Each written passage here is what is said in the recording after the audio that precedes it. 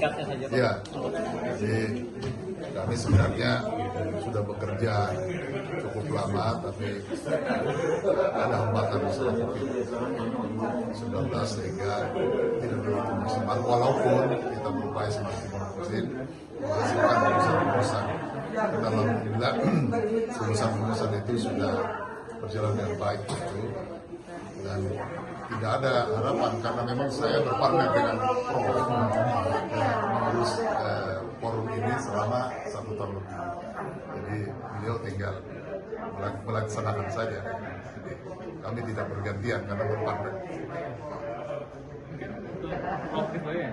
Ke depan apa rencana Bapak mungkin pendek atau ada panjang yang akan dilakukan untuk Pertama terima kasih dulu kepada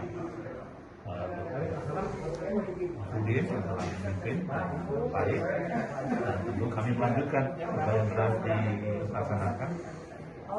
Peran MBA tidak lain adalah mengantarkan proses dari akademik setiap institusi PTMBA untuk mencapai keunggulan baik dalam pengembangan sumber daya manusia, IPAC, dan menjaga